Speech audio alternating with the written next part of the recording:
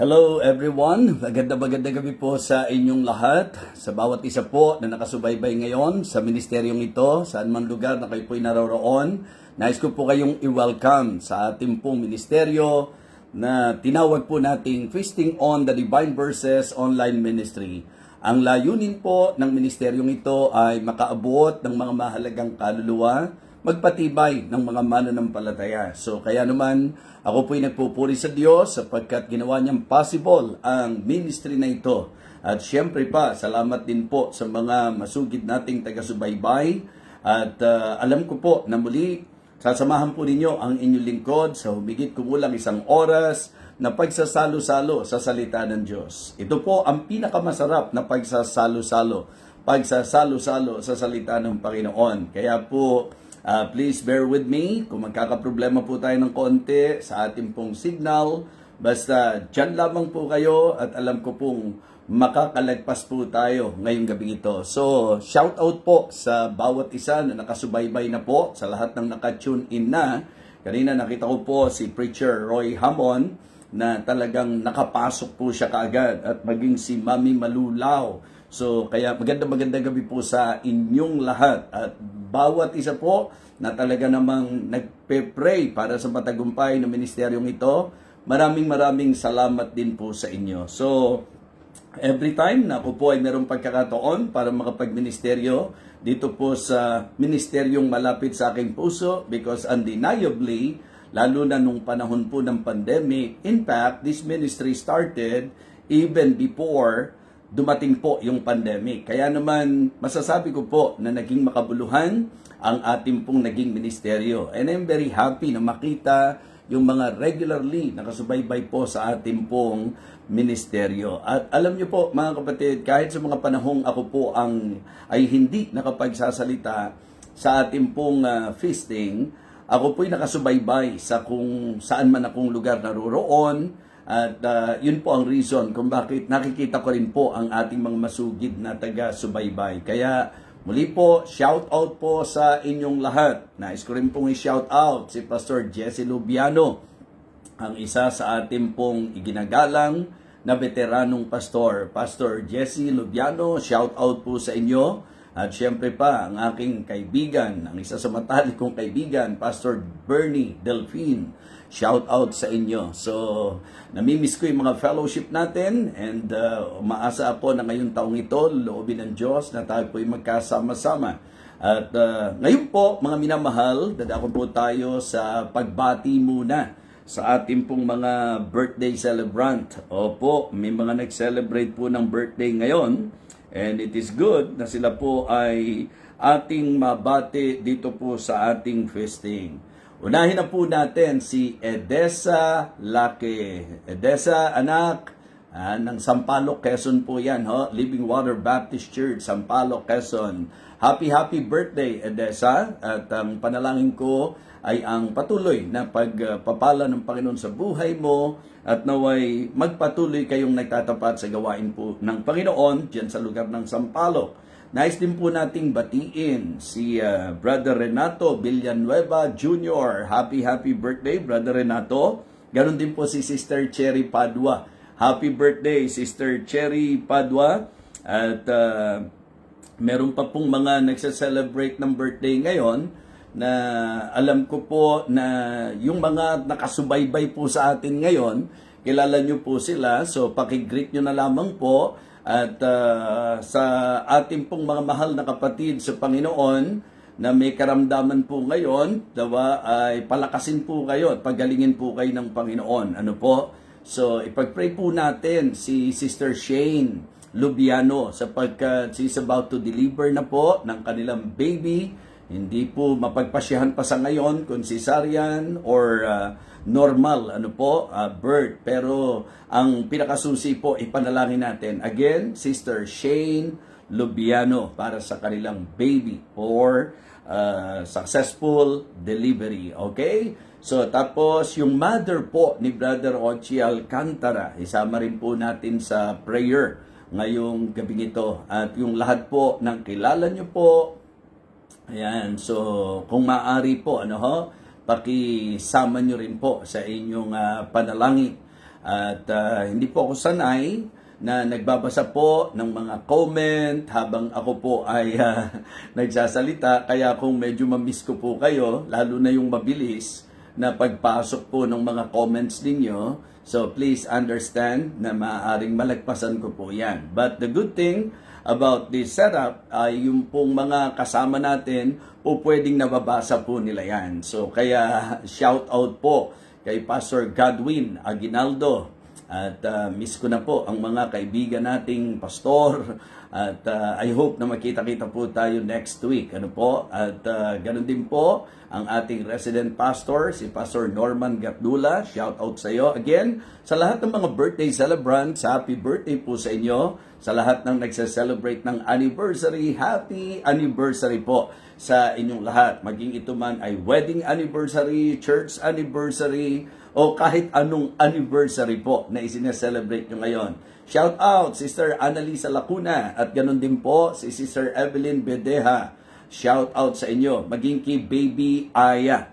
So, ako po'y medyo nadidistract sapagkat mayroon pong nag-a-appear na slow connection. Please, bigyan nyo ako ng feedback kung hindi po maayos ang signal po natin. Ano ho? Baka mamaya sa salita po ako ng salita, wala na pala ako. Ano po? So, ipag-pray natin na makatawid po tayo ngayong gabing ito sapagkat medyo sariling sikap po ako, mga minamahal, sa kagustuhan ko pong makapag-ministeryo.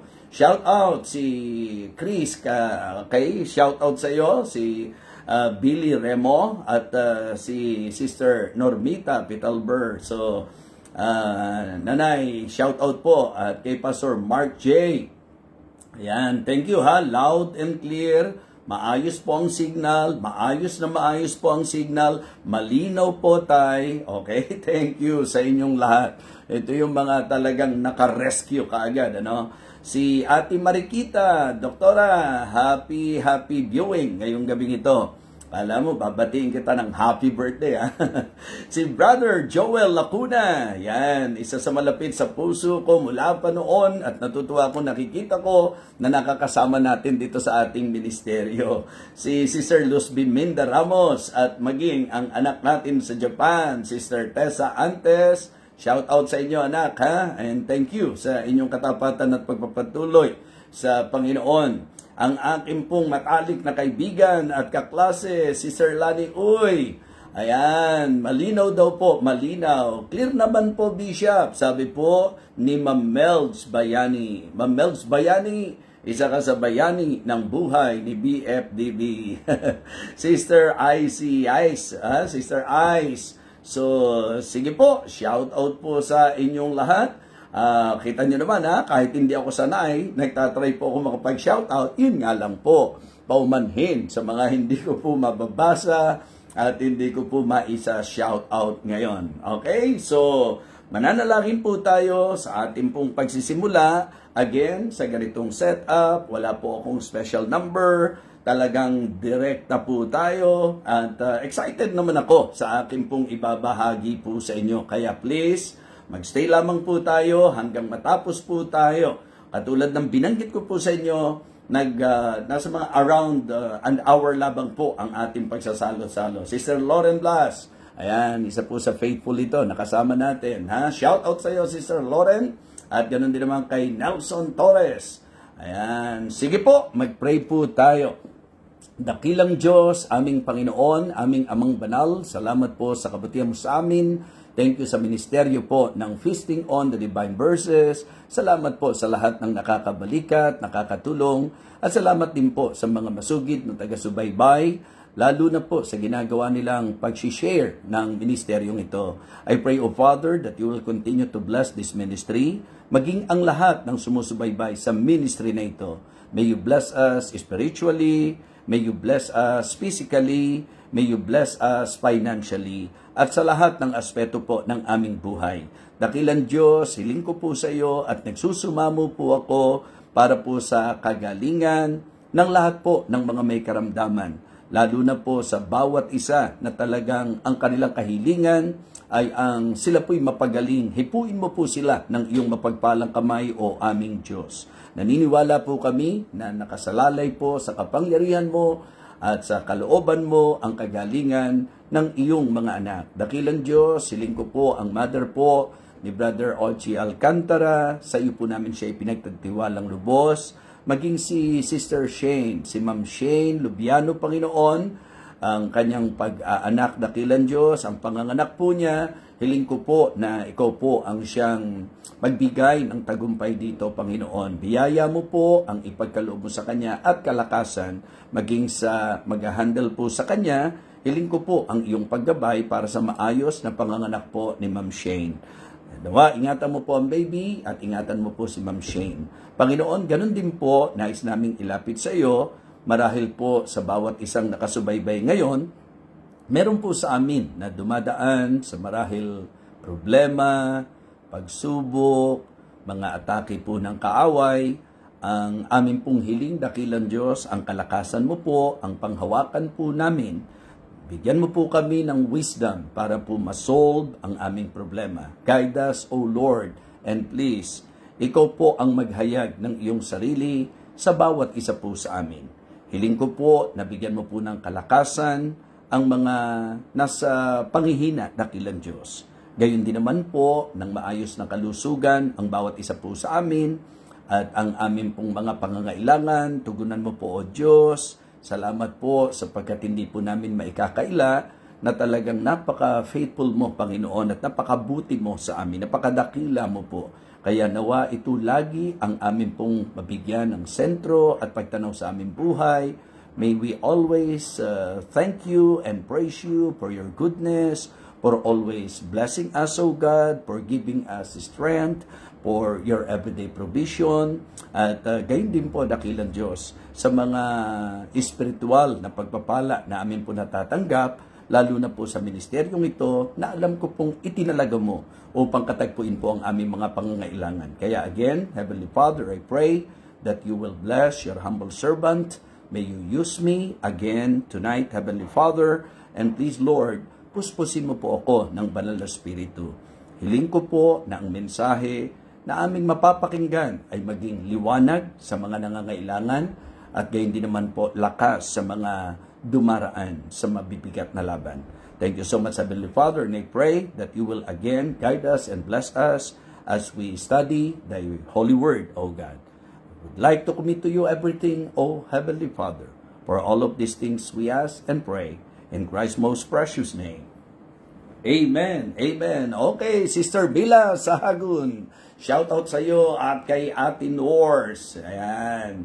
So, yung iba po, na-shout out na po natin, Sister Annette Kagiyat. So, shout out din po sa inyo. Well, siguro po, hindi na tayo magsasayang ng oras. Tayo po ay dadako na sa ating pag-aaral. At kung kayo po'y nakakasubaybay, particularly sa akin po mga pangangaral, sinisikap ko po na halos magkakaugnay ang aking pong ibinabahaging mensahe. Nung patungkol po sa Baptist Day, sa Bible Month. So nagbigay pansin po tayo sa usaping tungkol sa church, ang tunay na church ng Panginoon, ang katangian ng tunay na church ng Panginoon. Sa mga services sa church, mga message of encouragement. Okay?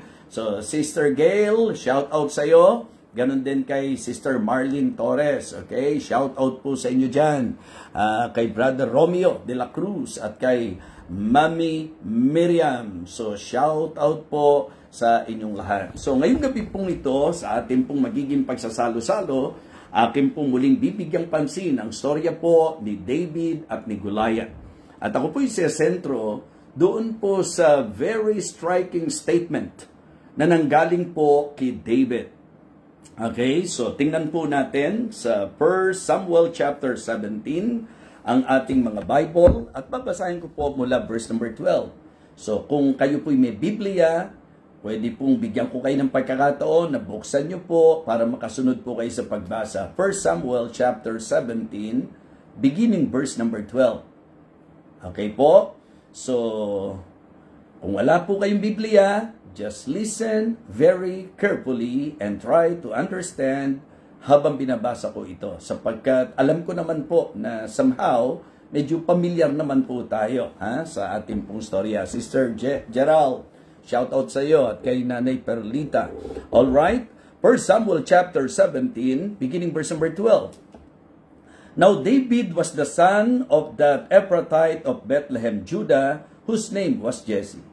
And he had 8 sons, and the man went among men for an old man in the days of Saul. And the 3 eldest sons of Jesse went and followed Saul to the battle. And the names of his 3 sons that went to the battle were Eliab, the firstborn, and next unto him Abinadab, and the third Shammah.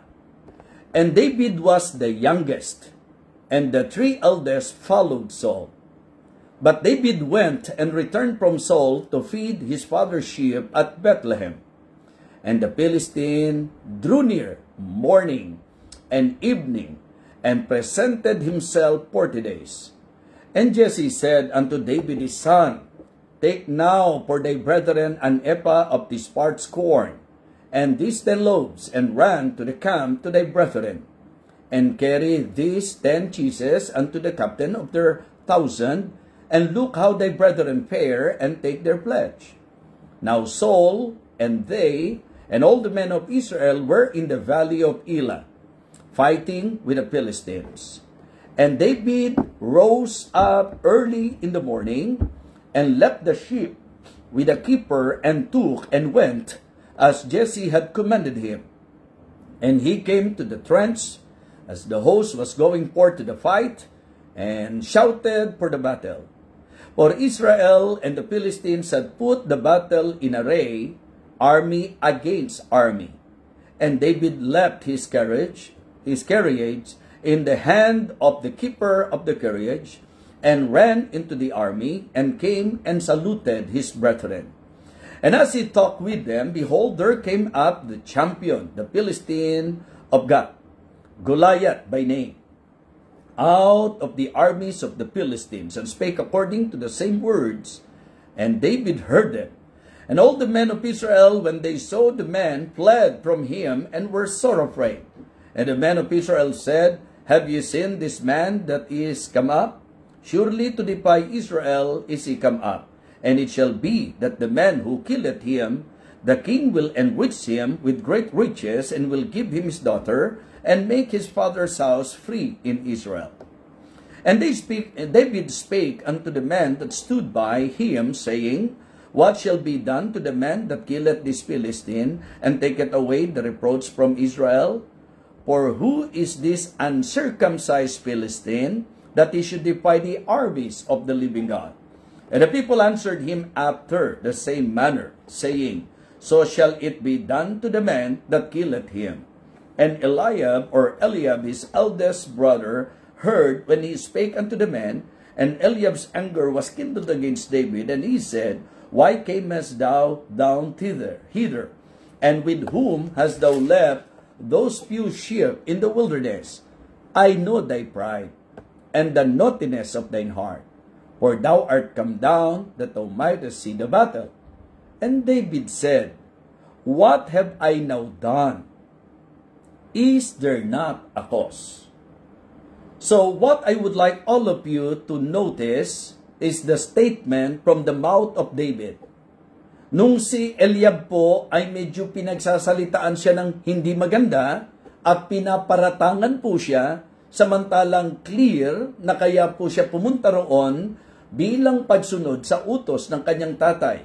Pero ito po ang sabi ni Eliab sa kanya, Alam kong mayabang ka, alam ko ang kayabangan mo, pumunta ka rito para mag-usyoso, para manood sa laban.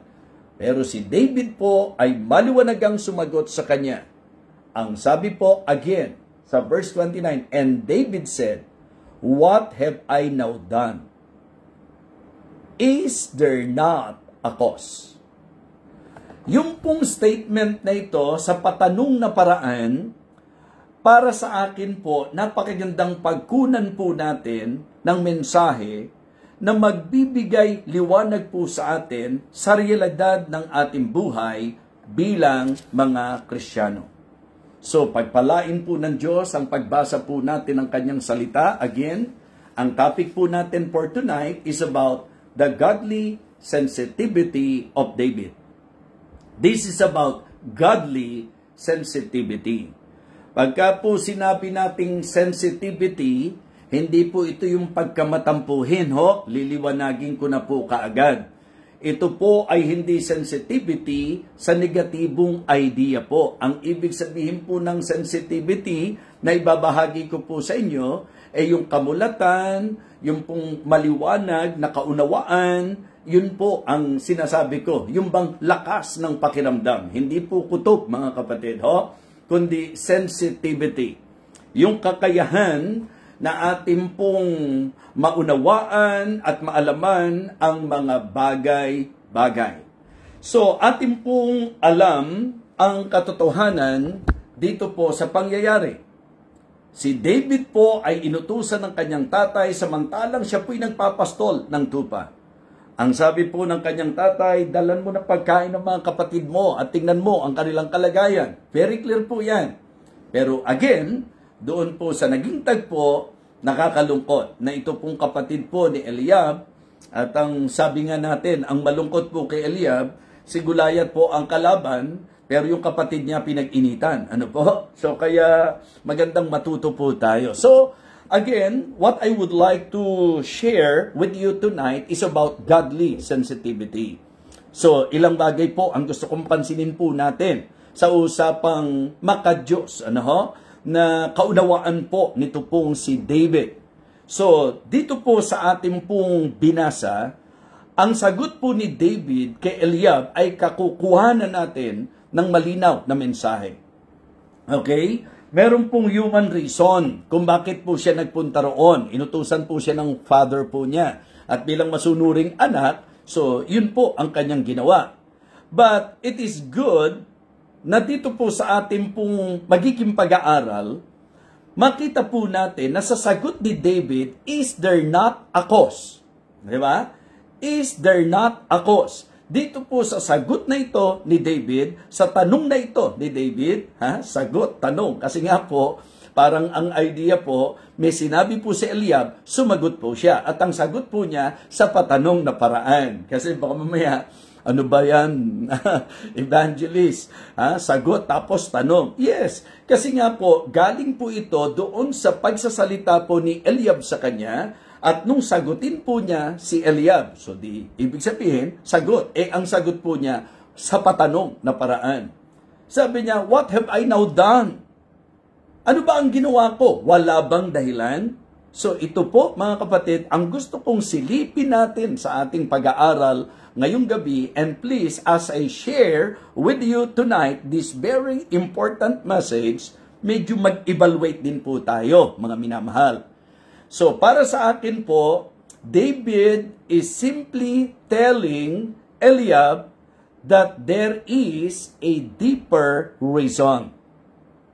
Meron pong mas malalim na dahilan.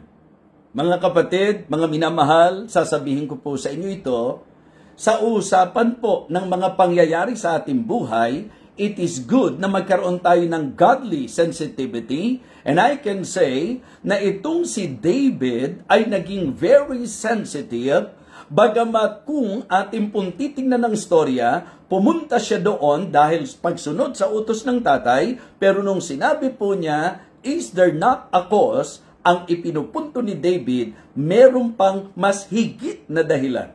Meron pang mas malalim na dahilan. Okay? At yun po ay dapat nating matutunan, mga kapatid. Na sa mga sitwasyon natin sa buhay, always consider yung pong lalim ng dahilan. Bakit napunta ka sa church na kinabibilangan mo ngayon? Diba? Bakit ikaw ay napasok sa school na pinag-aaralan mo? I mean, in all situations in life, it is always good to discover and to find out the deeper reason kung bakit. Napakalaking tulong po nito para maganap natin ang kalooban ng Diyos. Kaya nga sabi ko po, sensitivity is very important to every believer because yun po yung magdadala sa atin para gawin natin ang kalooban ng Diyos. Halimbawa lang po, sa naging estado ng buhay mo, wala bang dahilan kung bakit inilagay ka ng Diyos sa ganyang estado ng buhay? Okay? Sa kakayahan na meron ka, wala bang dahilan kung bakit binigyan ka ng Diyos ng ganyang kakayahan? Sa lugar na kinaroroonan mo ngayon, wala bang dahilan kung bakit nandyan ka sa lugar na kinalalagyan mo ngayon? Sa membership mo, sa church na kinabibilangan mo, alam mo ba yung deeper reason kung bakit ka nandiriyan? So, I can say that this is about the deeper reason. Diba? Is there not a cause? And if we will understand and consider the story, doon sa sinabi po ni David, is there not a cause, it is also implying that there is that divine reason. Hindi lang po yung mas malalim na dahilan, hindi lang po yung masigit na dahilan doon sa human side, meron pong divine side. So meron pong divine reason. And I am telling you mga kapatid, kung Kristiyano ka, lagi ang dapat tuklasin mo at dapat maging sensitive ka doon sa makadiyos na dahilan kung bakit nalagay ka sa ganyang problema, nalagay ka sa ganyang sitwasyon, nalagay ka sa ganyang trabaho, nalagay ka sa ganyang posisyon, di ba? Ang ibig ko pong sabihin, always consider the divine reason kung bakit. Okay? And I believe you will all agree with me na kaya po nanduroon si David. Kasi ang tanong niya, wala bang dahilan? May deeper reason. Wala bang dahilan? May divine reason. Wala bang dahilan? May definite reason. Amen? Yes, it is good for you and for me to always discover and find out the definite reason sa anumang kalagayan natin. Kita nyo, hindi pa tayo lumalayo. Nandun pa lang po tayo mga kapatid, doon sa idea po na kung ang aaralin po natin when David, responded sa kanyang kapatid, nung sinabi niyang, ano ba ginawa ko? Wala ba tong dahilan? Is there not a cause? So, ang punto, merong malalim na dahilan. Merong mas malalim na dahilan.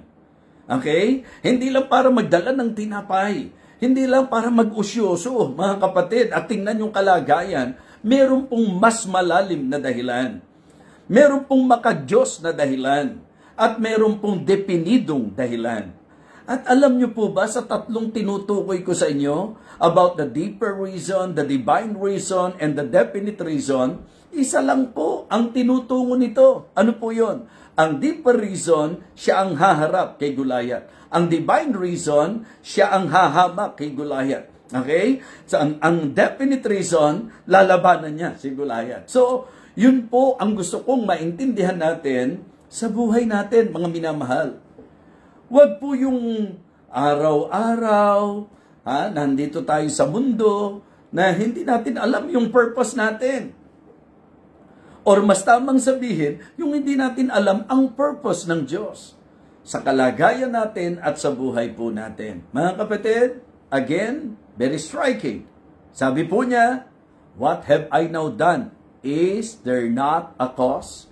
Meaning, merong deeper reason, merong divine reason, at merong definite reason. Pag sinabi nating deeper reason, hindi lang basta po yung magdadala siya ng tinapay doon. May mas malalim pa. May higit na dahilan pa kaysa sa dalhan niya ng tinapay ang mga kapatid niya. Okay, divine reason, sapagkat sa disenyo ng Panginoon, kailangang may haharap kay Goliath at maipaglaban ang kanyang bayan. Yung definite reason, ito po yung kanyang magiging pakikipaglaban kay Goliath. So ito po mga kapatid, ang sinasabi ko po sa inyo na godly sensitivity. And you know what? Because David is very much aware, because of his godly sensitivity, naiintindihan niya na merong deeper reason, divine reason, and definite reason. Now it is good na sa story, makita natin, number one, his claim. His claim. Ano po ang kine-claim na ni David? Ano po ang inaangkin po niya? So mga kapatid, because of his sensitivity, alam niya, ako yun. Para sa akin to. Ako yung haharap sa kanya. Okay? So, yung claim, mga kapatid, meron na kasing understanding. Meron na siyang clear understanding. Yun po ang dahilan. Mga kabataan, dapat maintindihan nyo ang kalooban ng Diyos sa inyong buhay. Dapat maging sensitive kayo sa pagkilos ng Panginoon. Ganon din naman po sa lahat ng Kristiyano.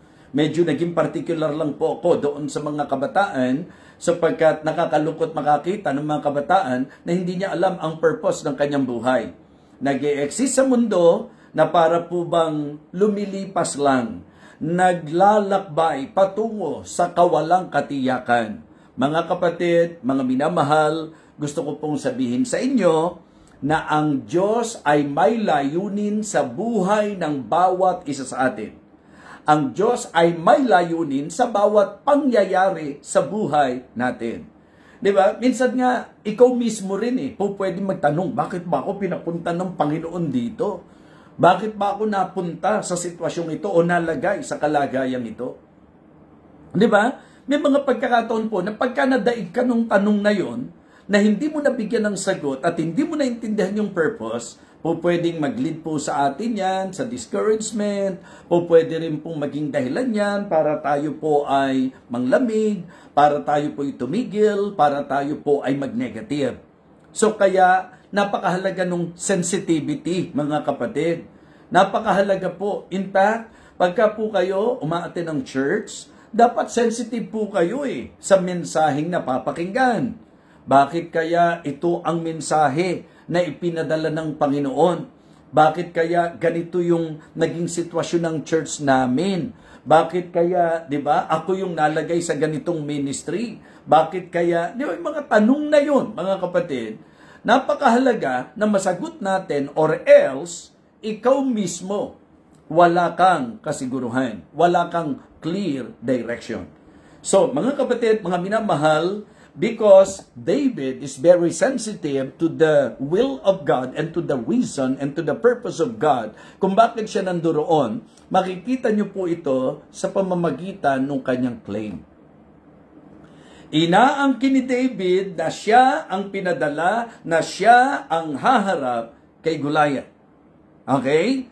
Maganda rin po, mga kapatid, na makita nyo rito, not just his claim, but also his confidence. Diba?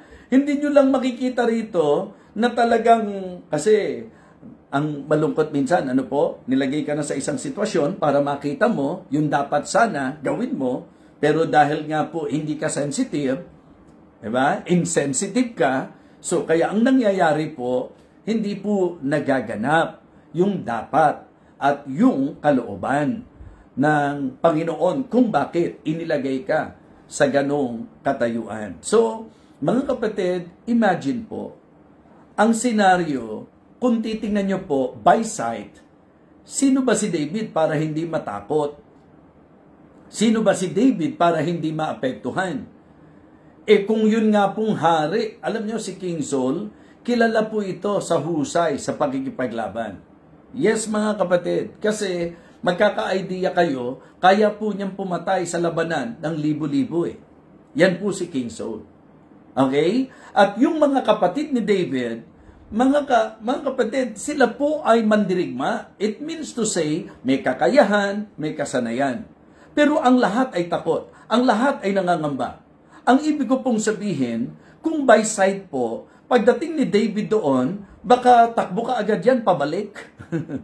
Hindi po ba? Mga kapatid, makikita natin na si David sinunod ang utos ng kanyang tatay, and then, habang nakikipag-usap siya sa marami, kasi medyo nagkaroon na rin ng idea si David tungkol po doon sa hamunan, mga kapatid Okay? And still, handoon pa rin po siya. Hindi po siya umuwi, hindi po siya umalis. Ginawa pa rin niya kung ano yung dapat niyang gawin. At doon nga po sa tagpo nila ni Eliab, doon ko nakita yung godly sensitivity ni David, because when David told him, is there not a cause, meaning to say, clear in the mind of David, na may deeper reason, may divine reason, and may definite reason, may dahilan ang Diyos kung bakit ako nandito. And because of that awareness, okay? Yun ang kagandahan. Alam nyo sa church, hindi natin magiging problema yung mga taong sensitive sa positibong idea. Ang problema natin sa church, Yung mga sensitive. Ang blessing din sa church, yung mga sensitive. Ano po yung sensitive na problema sa church? Yung mga matampuhin, yung mga madaling masaktan, yung mga madaling, alam nyo po yun, diba? Naapektuhan. Yan, sensitive po yan. Pero yung sensitive, na kapag may pangangailangan, alam niya na may dahilan ang Diyos kung bakit nanduroon siya. Yung bang alam niya, meron siyang kakayahan na talagang maunawaan kung ano po ang kalooban ng Panginoon. And yung claim ni David, nagpapatunay ng kanyang godly sensitivity. Ang ibig sabihin po, when David claimed na siya yung para humarap kay Goliath, diba? Na yun ang dahilan kung bakit siya pinadala ng Panginoon to face Goliath. So para sa akin po, yun po ay hindi maikakaila na talagang meron siyang spiritual awareness, meron siyang divine sensitivity, meron siyang understanding sa kalooban ng Diyos sa kanyang buhay. Sinasabi ko po ito, ang totoo niyan, ang tao, subject naman talaga sa pagkakasakit.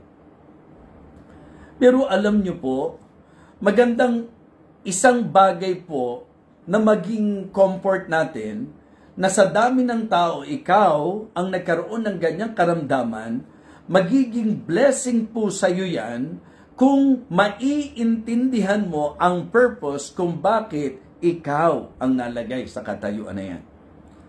Ang pinupunto ko po, maiiwasan po na maging negatibo tayo sa buhay kung magiging sensitibo lamang tayo sa dahilan ng Diyos sa mga bagay-bagay. So nakita natin His claim. Diba? So, yun po. Sabi ni David, ako yung haharap. Diba? So, nandun na yung courage, mga kapatid. Pero, ang gusto kong i-point doon, minsan po, turuan. May project sa church, kung sino-sino tinitingnan mo. Bakit hindi ka maging sensitive? Diba? Bakit hindi ka magkaroon ng claim na isa ka sa kalooban ng Diyos na makabahagi para sa kung anumang proyekto ng church, anumang ministeryo sa gawain ng Panginoon, anumang ministry yan, bakit hindi mo i-claim sa klarong pagkilos ng Panginoon na ikaw yon? Diba? So, napakaganda po na nung pumunta si David doon sa digmaan, mga kapatid, sa labanan, naging sensitive siya sa dahilan kung ba't siya nandoon, kaya ang sabi niya, ako ang haharap kay Goliath. And then, mga kapatid, kung titingnan niyo po, yung kumpiyansa niya, hindi po karaniwan. Dahil kung takot yung mga kapatid niya sa kabila ng kanilang kasanayan, kung yung mismong hari takot at nangangamba, just try to imagine how come that David is very courageous, mga kapatid, na sinasabi niya, ako ang haharap. And by this, masasabi ko po, may papakita ko po sa inyo, kung gaano siya ka-confidente. Aralin niyo po yung storya. All of the statements na lumabas po sa bibig po ni David, lahat ng sinabi niya kay Goliath, hindi po kayabangan, kundi tiwala. Diba? Dapat nadi-differentiate po natin yung kayabangan at yung pagtitiwala. May mga pagkakataon po na kaya hindi ka talaga natitigatig, diba? Hindi ka basta naaapektuhan ng anumang hamon sa buhay because you are very confident that God is on your side and God is with you, and if God be for us, diba? Who can be against us? Yun lang po. If you will study, okay, the statements of David, yung mga lumabas sa bibig niya, ito po yung mga statements ng mga yung masasabi nating tiwala sa Diyos. Talagang buong-buo ang loob ni David. Buong-buo ang tiwala niya. Hindi sa sarili niya, hindi po doon sa mga armas ni King Saul, hindi po sa kung anumang armas, buong-buo ang tiwala po ni David sa Diyos. Sasabihin ko po sa inyo, pagka ikaw ay mayroong godly sensitivity na katulad ni David sa anumang sitwasyon ng buhay mo, okay? Hindi ka magpapayanig knowing na ang Diyos ang kakampi mo. Knowing na ang Diyos ang kasama mo. Knowing that the battle is not ours, the battle is the Lord's. Amen?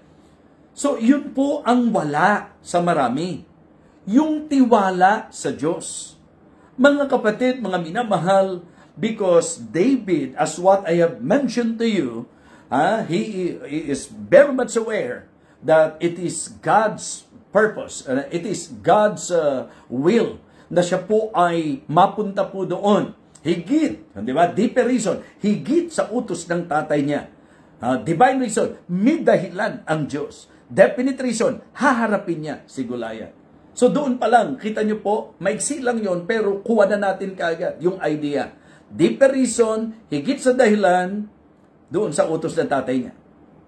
Divine reason, di ba? Yung pong kalooban ng Diyos na gaganapin niya. Definite reason, yung pagharap kay Goliath. Siya. Okay? David claimed that he, di ba? He claimed na siya po ang haharap kay Goliath. And then the confidence, the claim of David, the confidence of David. Napaka-panatag ni David. Anuman po ang laban, diba? Anuman po ang laban, literally, si Goliath po yan. At literally, sinabi, kung anong kakayahan meron si Goliath. Sinabi ang laki ni Goliath, yung sukat ni Goliath, diba? Sinabi po yan. Tapos yung kanyang experience, yung kanyang expertise, sinabi po ang lahat ng po pwedeng magdala sa takot, pangamba, sa haharap sa kanya. By the way, ang senaryo, lahat hindi humarap sa kanya. Takot, mga minamahal. Diba? But David, with confidence, sabi niya, ako ang haharap sa iyo. Okay? Sabi niya kay King Saul, ako po haharap sa kanya. Hindi ho magandang papanghinain ng loob ng ating mga kababayan dahil sa uncircumcised Philistine na yan. Ako ang haharap sa kanya. Napaka-confident ni David. Yung may godly sensitivity, mga kapatid, magiging confident yan. Alam niyang hindi siya iiwanan ng Panginoon. Alam niya na hindi siya pababayaan ng Panginoon. So, kaya sinasabi ko po dito sa message na ito, na ang kawalan natin ng kumpiyansa ay nagpapakita lang na hindi natin talaga kilala ang Diyos at hindi naiintindihan kung ano ang reason ng Panginoon sa mga bagay-bagay sa ating buhay. Okay? Susunod, makikita niyo po yung commitment of David. Yung talagang kanyang determination. Yun, di ba? Commitment, yung determination niya. Nung naintindihan niya yung purpose ng Panginoon, yung reason kung ba't siya nandoon, ito naman po ang magandang makita nyo. As long that you understand the will of God in your life, be committed. Talagang dapat all out ka dyan. Ano man ang mangyari. Di-discourage ng kapatid, tapos talagang tinapat siya ni King Saul, bata ka. Samantalang siya, bata pa lang, mandirigma na. Hindi mo kakayanin yan, David. Di ba? So, sa anumang mga po pwedeng sumasagabal, humahadlang, if you are sensitive sa will ng Panginoon, hindi ka basta magpapapigil. What I mean to say, if you are confident that what you are doing is the will of God, o kaya yung gusto mong gawin ay kalooban ng Diyos, yung decision mo kalooban ng Diyos, yun po ang point doon. Ano man po, mga kapatid, yan. Basta alam mo na talagang kalooban ng Diyos yan. Huwag mong lilihisan yan. Huwag mong tatalikuran yan. Huwag mong iiwanan yan. Harapin mo ang laban. Be committed. Ano man ang mangyari, mga kapatid. Kaya po, siya po'y pinagbintangan ng kapatid niya. Pinapanghina ang loob niya ni King Saul. At nandiyan po si Goliath na talagang very, confident din sa kanyang sarili. Yun ang kaibahan nila eh. So, mga kapatid, napakaganda po ng tinatakbo ng mensaheng ito. Na ang ating godly sensitivity ang magiging dahilan for us to claim. Okay? Yung kung ano ang kalooban ng Diyos. And for us to be confident in doing the will of God. And for us to be committed knowing that it is God's plan, it is God's will, and it is the purpose, the reason kung bakit nandoon at nilagay siya ng Panginoon doon. Okay? So, napakahalaga po. And then, lastly, his conquest. Kumbaga, how David defeated Goliath. Humanly speaking, impossible. So hard to believe.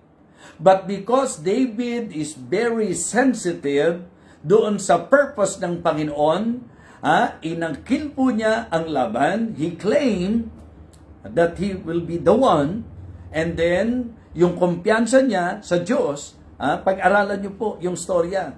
Kung kayo po may panahon, basahin niyo po yung talata. Nakakatuwa yung mga palitan po nila ng masasabi nating salitaan ni Goliath at ni David. Habang hambog na hambog si Goliath doon sa kanyang kakayahan, sa kanyang kasanayan, sa kanyang kahusayan, mga kapatid, makikita niyo po na si David naman, ang kumpiyansa niya, Panginoon. Makakaya mong sakit na yan dahil sa Panginoon. Makakaya mo yung problema na yan dahil sa Panginoon. Mapagtatagumpayan mo yung laban na yan dahil sa Panginoon. Be confident sa Diyos na kakampi natin. And then be committed, and makikita niyo po na si David ay nagtagumpay laban kay Goliath. His conquest, mga kapatid. Yung kanyang victory, yung kanya pong tagumpay, kung paano pong nangyari na sa tagpong ito, sa storyang ito. Sabi ko nga, maganda kasi kapag ka po tayo dumarating doon sa point na hinahamak tayo, minamaliit tayo, wag naman tutulungan pa natin yung humahamak sa atin. Halimbawa, sinabi, ako, hindi ka magtatagumpay. Eto ka naman, oo nga, tingin ko sa sarili ko, hindi talaga ako magtatagumpay. Di ba? Wala kang magagawa. Tapos, eto ka naman, sa tingin ko naman talaga, wala naman akong magagawa eh. Mahina ka. Alam ko namang mahina ako eh, di ba? Mga kapatid, yun po ang gusto kong makita nyo at matutunan nyo sa tagpong ito na samantalang si Goliath ay nagsasalita ng mga panglalait, nagsasalita ng kasamaan, nagsasalita ng may kahambugan. Ito namang si David ay buong buo ang kumpiyansa na ang Diyos na kanyang kakampi, na ang Diyos na kasama niya ang tutulong sa kanya para matalo niya si Goliath. And to cut this long story short, mga kapatid, David defeated Goliath. Why? Sapagkat si David po ay humarap kay Goliath sa lakas ng Panginoon. Alam nyo, kapag hindi tayo sensitibo sa Diyos, kung wala tayong godly sensitivity, hindi po tayo makakarating sa narating ni Joseph. Kung wala po tayong godly sensitivity, hindi tayo magtatagumpay na katulad ng naging tagumpay nila Gideon nung kanilang panahon. Kung wala tayong sensitivity, mga kapatid, sa kalooban ng Diyos. Makikita niyo po that because Joseph is very much aware sa kung ano ang kalooban ng Diyos sa kanya, lahat ng naging sitwasyon niya, mga kapatid, hindi po nakapanaig, hindi po nakahadlang para po marating niya kung ano talaga ang kalooban ng Diyos sa kanyang buhay. Ang problema, ang ganda-ganda ng kalooban ng Diyos, nung naranasan mo yung mga kapatid ni Joseph, umayaw ka na, nag-react ka na. Di ba? So, heto sana, sa kabila nung pinaalam ng Diyos yung kanyang plano sa iyo, yung kalooban niya sa iyo, heto ka, nung nakaranas ka ng Potiphar experience, wala na, tumigil ka na. Nung nakaranas ka na kinalimutan ka, nung naranasan mo na pinagkaisahan ka, mga kapatid, si David, hinarap niya si Goliath sa kalagayan na nagmamatapang, na nagmamayabang, na hinahamak ang pangalan ng Panginoon. Pero mga kapatid, palibasa si David, ang claim niya, may purpose ang Panginoon, ang kumpiyansa niya ay sa Panginoon, ang commitment niya, gawin ang kalooban ng Panginoon, kaya ang tagumpay niya, nakamit niya sa Panginoon. Kaya it is very, very helpful it is very, very important para sa lahat ng believer na tayo po'y maging sensitive. Kasi kapag ka po tayo, hindi natin titingnan yung dahilan kung bakit tayo nilagay ng Diyos sa kalagayang yan, si Satan maglalagay sa atin ng kung ano-anong kaisipan. Diba? If we will not discover and find out, and if we will not inquire to God if what is His purpose, if what is His plan, if what is, diba? His will, pag hindi po natin ginawa yan, kung ano-ano ilalagay ni Satan sa utak natin. Opo, samantalang kung sa bawat pangyayari, Lord, ano po ang dahilan? Ano po ang purpose? Ano po ang gusto mong ipakita? Ano po ang gusto mong gawin ko? Ano po ang, di ba, pangungusap mo sa akin? Ganun ang ating i-develop na attitude. Mga kapatid, tingnan nyo how God really worked doon po sa naging storya po ni David. Mula sa kalagayan na inutusan ng tatay, na meron pong sensitivity doon sa talagang mas malalim na dahilan, maka-Diyos na dahilan, na tiyak na dahilan, mga kapatid, nandoon yung kanyang claim, yung kanyang confidence, yung kanyang commitment, at yung kanyang tagumpay. Mga kapatid, godly sensitivity. Napakahalaga sa akin na sensitibo ako sa kung ano ang kalooban ng Diyos sa aking buhay. Kita niyo po pagka kayo po ay sensitive sa kung ano ang kalooban ng Diyos sa inyong buhay at ginawa niyo po yan, mga kapatid, maniwala kayo, ang maraming tao sa paligid natin na be-blessed din po. Sipin niyo po, mula sa katayuan na talagang lugmok po sila, mula sa katayuan na nahihintatakutan po sila, mula sa katayuan ng isip nila, yari na tayo sa sitwasyong ito, wala na tayong magagawa, hindi natin kakayaning talunin. Mula sa ganung tagpo, mga kapatid, sa isang iglap, dahil sa isang David na naging sensitibo sa dahilan ng Panginoon, mga kapatid, kung bakit siya nanduroon at hindi natakot na harapin ang laban sapagkat alam niya na kasama niya ang Panginoon, kaya nagtiwala sa Diyos, mga kapatid, hindi napapigil sa anumang naging sitwasyon, sa anumang pananakot, mga kapatid, hanggang sa siya po'y nagtagumpay. And try to imagine yung selebrasyon ng buong bayan dahil sa tagumpay na yan. Di ba makikita nyo po dito sa buong chapter na ito, makikita nyo po that even King Saul, naging very curious siya. Alamin mo, kaninong anak yan? Sapagkat blessing po, blessing po ang mga katulad ni David na alam kung ano ang malalim na dahilan ng Diyos, alam ang maka-Diyos na dahilan ng Diyos, at alam ang pinaka-definidong kalooban ng Panginoon. How about you tonight? Baka nasa isang kalagayan ka na hindi mo alam kung bakit ka nandiriyan. So, para sa akin po, para sa ating pong learning, sa message na ito, it is good to discover, to find out, and to know the plan of God, the will of God in your life. I-discover po natin yan, mga kapatid. Huwag kayong papayag na ganun lang. Pagka po may nangyari sa buhay nyo, sabi ko, walang coincidence walang ganun Alam natin, pagka Kristiyano, nasa plano ng Diyos yan. Ang gagawin mo lang, tutuklasin mo yung plano ng Diyos. Diba? Hindi po aksidente na inutusan si David. Hindi nagkataon lang yon. May plano ang Panginoon, mga kapatid. So, ganun din po. Hindi coincidence na nandiyan ka sa church na kinabibilangan mo. Hindi coincidence na pinagpala ka ng Diyos sa business mo. Hindi coincidence. Hindi po walang purpose yan. Laging may purpose kung bakit. Kahit yung mga negatibong sitwasyon natin sa buhay, may dahilan po yan, mga kapatid. Okay? Bago ko lang po tapusin, gusto ko lang po silipin pa rin natin yung mga simpleng detalye po dito sa ating mensahe. May mga pagkakataon po sa buhay natin na kahit alam natin na ginawa lang natin ang tama, minsan, kapag ka po meron ng nag-akusa sa atin, nagpapa-apekto na po tayo kaagad. Isipin niyo po kung si David, nung sitahin ni Eliab, mga kapatid. Isipin niyo po yan.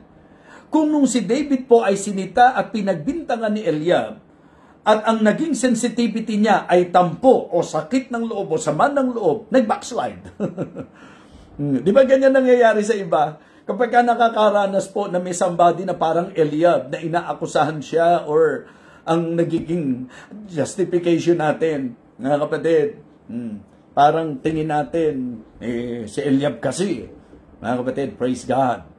Because of his godly sensitivity, hindi siya pumayag na dahil sa mga tirada sa kanya ni Eliab. Kaya ikaw din, kung alam mong kalooban ng Diyos, yung ginagawa mo, huwag kang paapekto doon sa akusasyon, huwag kang paapekto doon sa panglalait, huwag kang paapekto doon sa bintang, mga kapatid. Ang importante, sensitive ka that there is a divine reason, deeper reason, and definite reason. Amen po ba? Ganun kalalim po yun. Yung silip na yun, practical na practical, pero totoong nangyayari sa buhay natin yun. Gaano karami po sa atin ang napigilan? Nung po nakaranas lang na mayroong nagbintang sa'yo, may gumagawa ng usap sa'yo, inaakusahan ka, di po ba? O, gaano karami po sa atin ang naapektuhan na yun? Praise God, si David, hindi po napapigil doon. Okay, ikalawa, pwede rin namang mayroong King Saul na mararanasan mo sa buhay mo. Nasa kabila na alam mo yung kalooban ng Panginoon. Ikaw, magpapastor ka? Di ba? Munti ka na nga hindi makapasa doon sa pag-aaral mo sa secular, magpapastor ka pa? Ikaw, magpapastor ka? Yung itsura mo na yan? Mga kapatid, kung pinakinggan ko po yun, baka hindi na po ako nagpastor. Yung bang pahihinain ng loob mo? Isipin niyo po yung sinabi ni King Saul, di ba? Si King Saul, mga kapatid, anong sabi po niya? Hindi mo kakayanin yan. Bata ka pa lang Ang bata-bata mo samantalang yan. Diba? Minsan napipigilan din po tayo ng ganun. Pagka po may mga nag-underestimate sa atin. Minsan sa accusation. Diba? So dapat ito po yung mga bagay na mapansin din po natin dito sa storya. Na kapag ka sensitibo ka, nakalooban ng Diyos ang gagawin mo, kahit may Eliab, tuloy ka lang. Kahit may King Saul, tuloy ka lang. Yan po yung gusto kong makita nyo Sabi ko nga, silip ito Eliab experience. King Saul experience. And Goliath experience. Sa buhay natin, ganyan Makakaranas tayo ng mga accuser. Makakaranas tayo ng magpapahina ng loob. At makakaranas din tayo ng mananakot sa atin. Diba? I mean, yung talagang mamaliitin tayo ng gusto. Mga kapatid, I hope na ito po ay maging challenge sa bawat isa sa atin. Ang bottom line, be sensitive. Diba? Sa kung ano ang kalooban ng Panginoon. Because, kung alam mo na kalooban ng Diyos at pinanindigan mo, walang katalo-talo. Sure win, mga kapatid, kapag tayo po ay may katiyakan na tayo ay nasa layunin, nasa programa, nasa kalooban ng ating Panginoon. The godly sensitivity of David. I hope na tayo po ay muling napaalalahanan. Ako, gusto ko kasi yung binigay ko po sa inyo doon sa last part. Diba? Na, kasi ito yung reality na may experience mo. May mga gumagawa usap sa'yo, magbibintang sa'yo, mag-aakusa sa'yo, meron namang magpapahina ng loob sa'yo, meron namang napakayabang na talagang hamaking ka ng gusto, yung liit mo, sabi nga po ni Goliath sa kanya, ano ba ako? Aso ba ako? Am I a dog? Di ba? Yung makikita nyo po kung paano na ang katotohanan sa buhay natin possible na magiging dahilan ng kabiguan natin. Samantalang kung may godly sensitivity tayo na tulad ni David, mga kapatid, because of our awareness and clear understanding about the will of God in our lives, hindi po tayo mapipigilan yan. So, I hope na tayo po ay napagpala ngayong gabi. Let us pray. Gracious loving Father, thank you so much for guiding us. Thank you for helping us na sa kabila po ng weak signal ay nanatili pa rin ang iyong kapangyarihan para kami po ay makatapos sa amin pong pagsasalo-salo sa iyong salita. Nawa Panginoon, habang sila po'y nakikinig, bawat isa po sa amin, nandoon na rin po yung sensitivity kung bakit ito ang mensahe na pinadala mo sa amin ngayong gabing ito. Nawa Panginoon, naghatid sa amin ito sa diwa ng laging pagharap sa mga sitwasyon na inaalam namin, tinutuklas namin, dinadama namin, ano ang kalooban mo, Panginoon. Nawa, ito po ang maging pakinabang po namin sa mensaheng ito. And I pray, O Father, that you will continue to work in our lives. May you always strengthen us, O God. And please, Lord, give us courage to face all the enemy, the attack of Satan in our lives. Heavenly Father, I pray na ikaw po ang siyang magbibigay sa amin ng tapang at lakas sapagkat alam po namin na ito po ang iyong kalooban. Lord, sa iyo ko po ipinagkakatiwala ang bawat isa ngayon na marahil katulad po ng binigyang diin sa mensaheng ito, na marahil meron po sa amin na napagbibintangan, naaakusahan, at sinasabihan ng mga kung ano-anong bintang, Panginoon. Marahil meron din po sa amin na talagang minamaliit, na parang wala lang, wala kaming magagawa, o marahil meron po sa aming humaharap talaga sa matinding panghahamak ni Gulayat. Panginoon, nawa ang mensaheng ito ay maging eye-opener po sa bawat isa po sa amin, na talagang ang tagumpay ay nasa pagsunod, nasa pagganap, pagtuklas una sa lahat ng iyong kalooban. Thank you so much, Heavenly Father. We praise you and honor you. Nawa, ikaw po ang magpilid sa aming mga puso ng mensaheng ito. Ito po ang aming panalangin sa pangalan po ng aming Panginoong Jesus. Amen. Amen. Okay, purihin ng Panginoon. Na-bless po ba kayo, mga kapatid?